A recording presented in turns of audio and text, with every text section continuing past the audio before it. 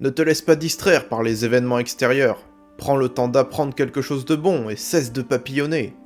Si vous vous reconnaissez dans cette citation, c'est que vous êtes probablement un adepte du stoïcisme. Cette doctrine philosophique se repose sur l'idée selon laquelle il vaut mieux aborder les sentiments et le monde avec rationalité, plutôt qu'avec ses émotions. Laissez-moi vous présenter un de ses plus grands représentants, l'ancien empereur romain, Marc Aurèle.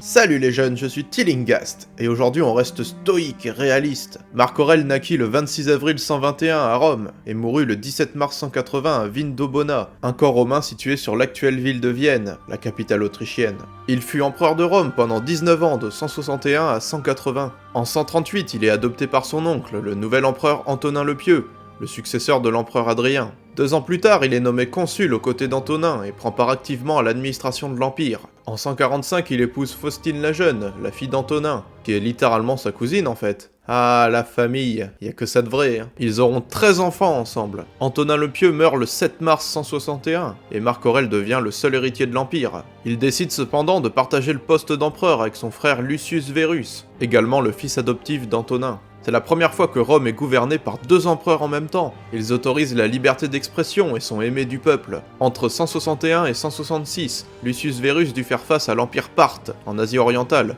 et à son roi, Vologès IV de Parthie, qui a profité du changement d'empereur pour s'emparer du royaume d'Arménie, alors l'allié de Rome. Les Parthes sont finalement vaincus et la Mésopotamie est annexée. À peine ce conflit terminé que Marc Aurèle doit affronter les peuples germains d'Europe de l'Est et les Sarmates, dans ce qu'on appelle les guerres marcomanes.